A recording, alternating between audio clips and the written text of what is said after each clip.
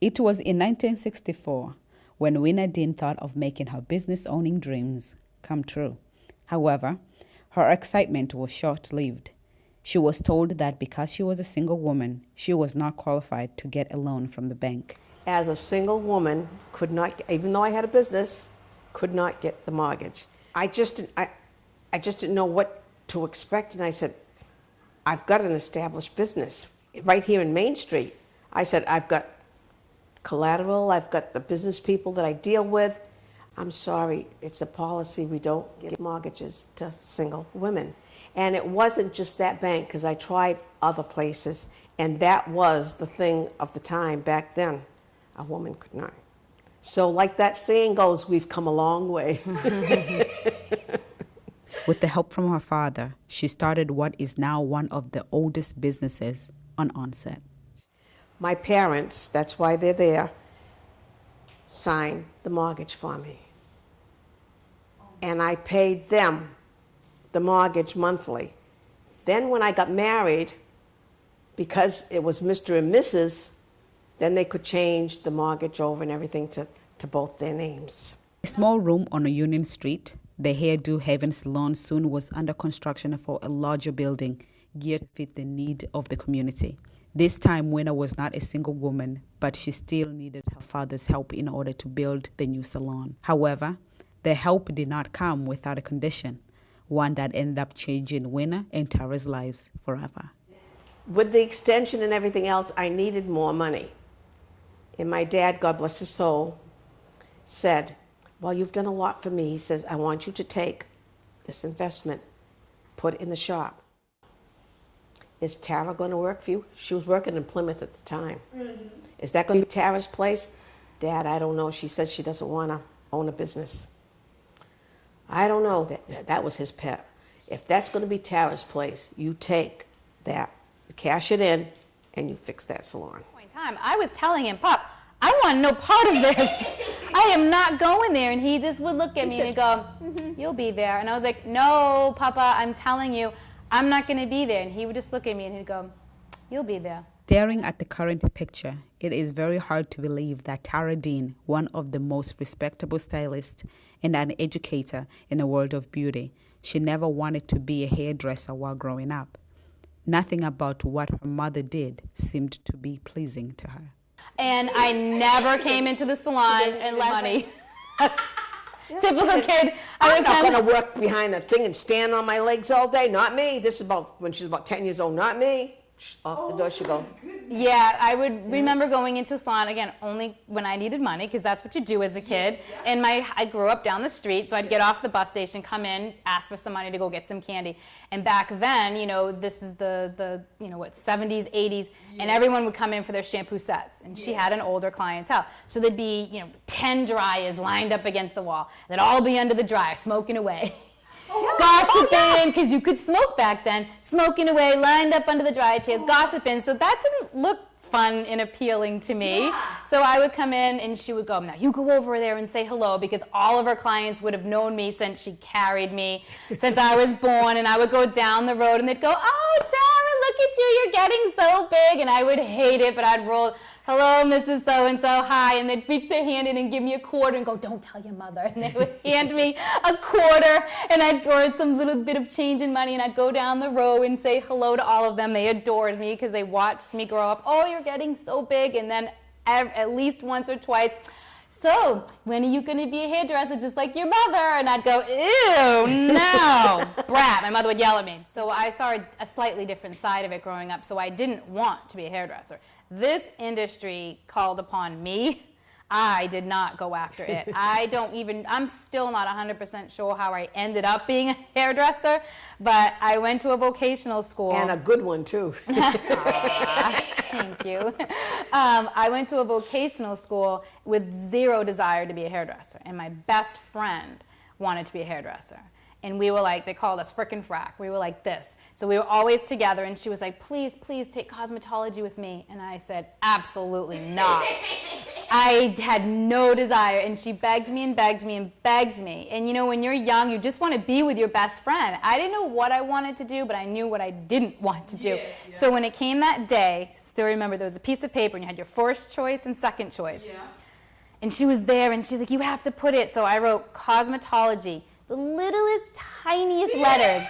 And on second choice, I picked painting and decorating. Yeah. So there was still a creativity, and I circled it. And I put it in huge, bold letters, painting and decorating, and above it was cosmetology, little teeny word. They put me in cosmetology. I failed my first 3 years.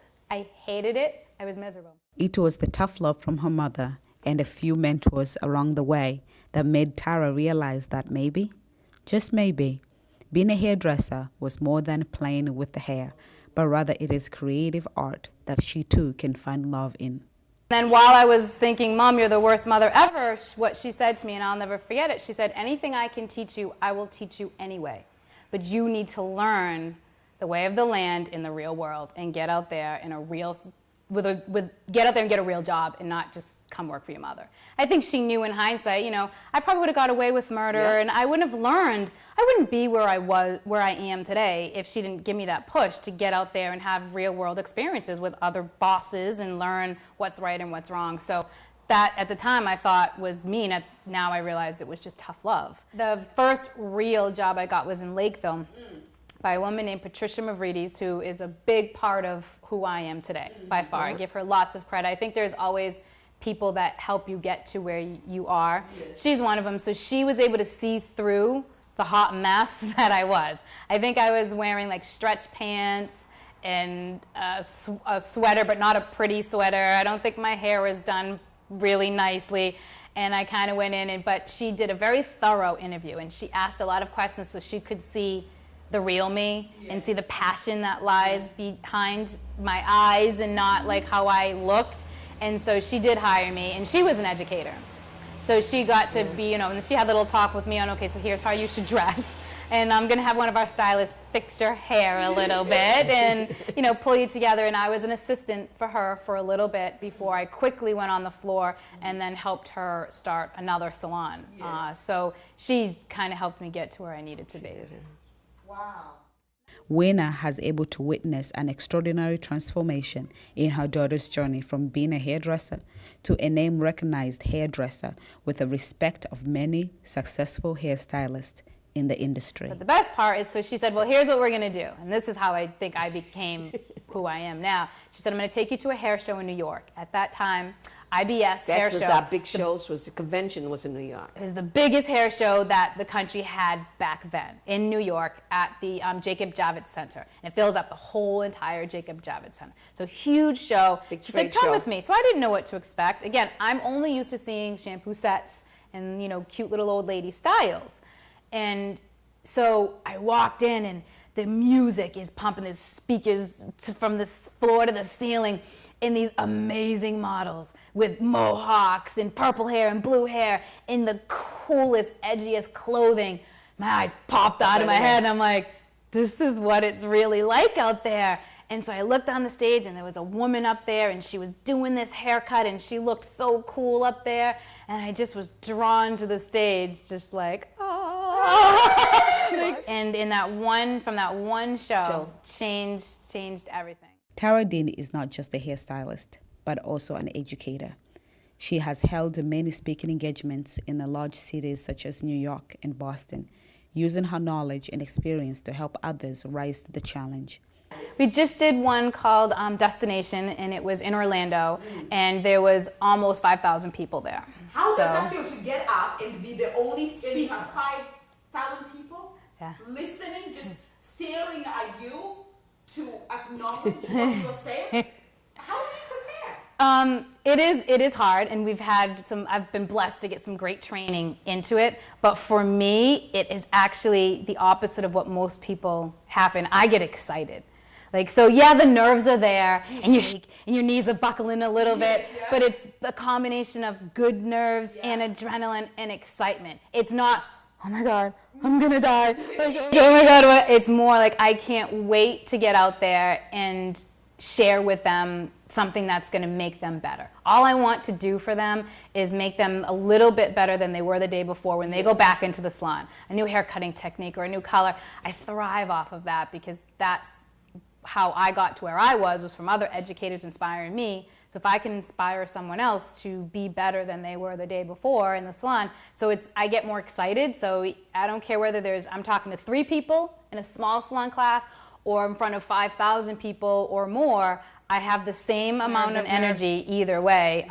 For Matrix to put me as the only female hair cutter out of a team of 15 says from Matrix that in their opinion, I am the top female hair cutter in their company.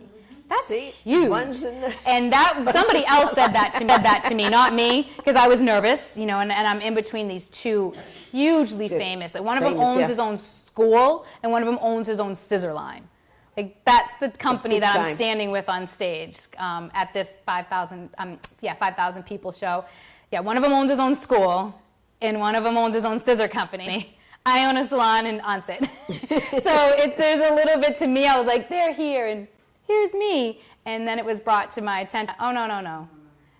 There's them, and here's you, and don't you forget that. After 40 years in business, Winner found herself exhausted trying to keep up with the fast-changing times.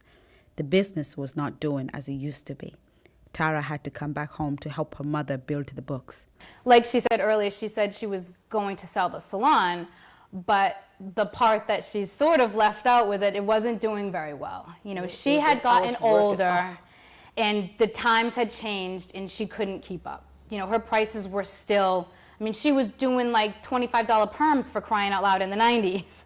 You know, her clientele got older, she got tired, she tried hiring people and it didn't work. So it was just basically her and this other woman, Joanne, that had worked for her forever. Yep. And when Joanne left, she was sort of just fending for herself. I then felt like the worst daughter in the world. Because here I am traveling the world as an educator, making this other salon tons of money, and my mother's business is like going down the tubes and she's struggling. So then I felt like the worst daughter ever. She never said, are you gonna come take over my salon? Are you gonna come work for me? She never even told me how bad the business was doing until I got here. And the plan was that I was going to help run the business, build a staff, build the books so that it looked like they could make some money and then either lease it or rent it because she would get so much more. But selling it proved to be a difficult emotional task. I was going to sell the place after I got so that I was going to retire. I was going to sell it. And she said, you're not selling this place. We had a woman that was going to buy it. And the morning that she was supposed to sign the papers and finish it, I woke up that morning. I did not have a good feeling. I didn't know why. I thought maybe I had a dream of some sort. I just know that it didn't feel right. But I wasn't sure if it was just because I was sad because it's something that she raised, 3 kids, and she worked so hard and has been through so much in her life that it was coming to an end, so maybe that's what was making me sad. I couldn't figure it out, but it stuck with me all day, like this horrible knot in my stomach. And then when the woman came in and she looked like she had been crying, and she said, I can't do it. I'm not going to take over the business. And then I looked at my mother. She started to cry. I started to cry. And then I just looked at her and I said, I don't think it was meant to be. Ooh, and I just got goosebumps all over again. And she looked at me and I go, I think maybe I'm supposed to be here. For sure, every time I thought it was time for me to go, something happened and brought me back here. Right back. Every single time I was like, okay, I think I'm gonna head off. Something else would happen and would bring me back here. Tara did not only want to buy her mother's business, she wanted to make it her own, opening up a studio unlike any other on Onset. Apple doesn't fall too far from the tree. No. So Tara, how did your mom convince you to own a business? I don't think she convinced me. I will say she really let me do what I wanted to do. I said, well, if this is going to be mine, then I'm going to change it completely and make it mine. She says, close your eyes. My dream when I took it over, I wanted a big city talent, but a small town comfort. And I said, there's got to be a way to marry the two, where you have the talent of going into Boston or going on Newbury or into New York, but you have the comfort and the fun and down-home feeling of a small town. So that was my goal, and I can't believe that I was able to create it. So we have a very talented staff.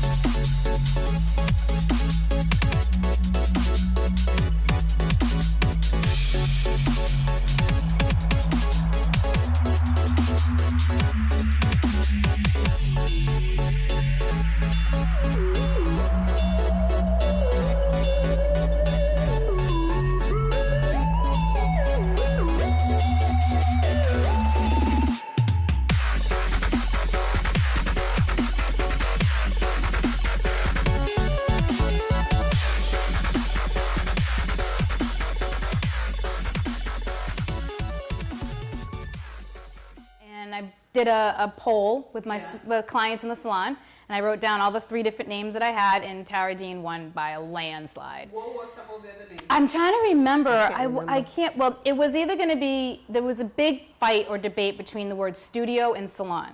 She didn't like the word studio. She's like, how are they, it's a salon, how are they going to know what it is? Studio, you'll think of somebody taking pictures. Yeah, and that was a big, even with the clients, they were like, I think dance studio, I think photographer, and I said, you know, studio, like that's big in New York, in LA, like, you know, salons are studios, and I was Googling all your top salons, quote unquote, and really big name salons, and they all had the name studio, and I said, well, I want to be different. This is a very different salon than what it is local salons. I said, so we're going to be different. Even with the stress of running a fast-growing, successful business, that does not stop Tara from wondering just where might the business take her. She's going to have me move to senior housing and take my apartment upstairs. She does say that. She does say that. So my mom has a studio apartment above, and don't think it hasn't come up a few times, or it's time to go up and expand. So I have days where I go, that's a great idea. Then I have days at the business, and I got a business, anyone who owns their own business knows the business stress headache. And I go, oh, good God, no, I'm not doing that. That's crazy. So I have my days where I think about it, and days I go, no. So, and then I have days where I go, there could be more than one Tara Dean studio. So there could be an expansion. So I just recently added massage therapy and eyelash extensions to the portfolio. Very recent. I just built a beautiful studio downstairs, and it's a nice private little spa type thing for massage and eyelash extensions. So my massage therapist, who's insanely talented, and she does needleless acupuncture, and she does cupping, and she has like a portfolio that's this big of all the different things. She's more of a healer. She just is a spiritual healer that helps people that have pain and people that suffer from a wide variety of health issues. So she's not just a fluff and buff massage therapist. She's really into the whole thing of just overall health and beauty. So she fits in here perfectly.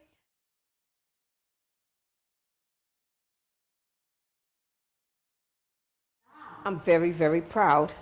And then naturally I take, as proud as I am, I'll say, well, the apple doesn't fall too far from the tree. She takes credit. I'll take credit for it, even though half the time, maybe a little bit I deserve, but not all of it. But I encouraged her right from the beginning, and all I said was, you know, don't be a hairdresser because everybody says you want to be. Whatever you do, I want you to do because you like it. Because if you don't like what you have to do for the rest of your life, you're going to be very, very unhappy. And she happened to choose this, and she's super at it. And that was my final thing for her. Yeah, this has been special. I really loved it. Thank you.